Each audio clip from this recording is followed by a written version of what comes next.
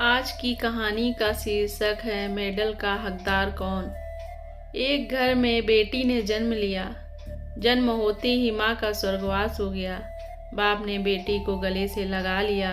रिश्तेदारों ने लड़की के जन्म से ही ताने मारने शुरू कर दिए कि पैदा होते ही माँ को खा गई मनहूस।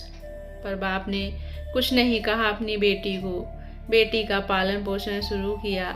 खेत में काम करता और बेटी को भी खेत ले जाता, काम भी करता और भागकर बेटी को भी संभालता। रिश्तेदारों ने बहुत समझाया कि दूसरा विवाह कर लो, पर बाप ने किसी की नहीं सुनी और पूरा ध्यान बेटी की ओर रखा। बेटी बड़ी हुई, स्कूल गई, फिर कॉलेज। हर क्लास में फर्स्ट आई। बाप बहुत खुश होता, लोग बधाइयाँ देते। बेटी अपने बाप के साथ खेत में काम करवाती, फसल अच्छी होने लगी। रिश्तेदार ये सब देखकर चिढ़ गए। जो उसको मनहूस कहते थे वो आज चिढ़ने लग गए। लड़की एक दिन अच्छा पढ़ लिख कर पुलिस में एसपी बन गई। एक दिन किसी मंत्री ने उसको सम्मानित करने का फैसला लिया और समागम का बंदोबस्त करने के आदेश दिए। मंत्री ने समागम में लोगों को समझाया कि बेटा बेटी में फर्क नहीं करना चाहिए। बेटी भी वो कर सकती है जो बेटा कर सकता है। भाषण के बाद मंत्री ने लड़की को स्टेज पर बुलाया और कुछ कहने को कहा।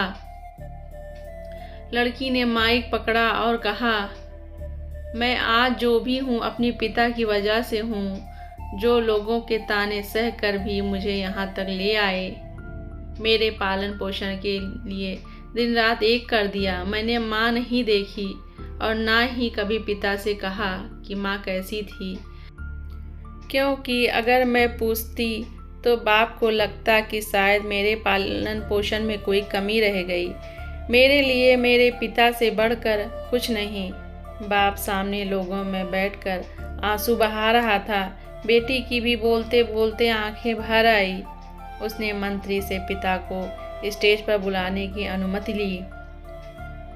बाप स्टेज पर आया और बेटी को गले लगाकर बोला, रोती क्यों है बेटी? तू तो मेरा शेर पुत्र है। तू ही कमज़ोर पड़ गया तो मेरा क्या होगा? मैंने तुझको सारी उम्र हंसते देखना है। बाप बेटी का प्यार देखकर सबकी आंखें नम हो गई। मंत्री ने बेटी के गले में सोने का मेडल डाला। लड़की ने मेडल उतारकर बाप के गले में डाल दिया। मंत्री ने बोला, ये क्या किया? तो लड़की बोली, मेडल को उसके सही जगह पहुंचा दिया। इसके असली हकदार मेरे पिताजी हैं। समागम में तालियां बज उठी।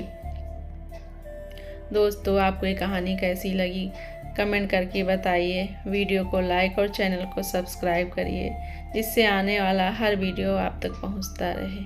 धन्यवाद।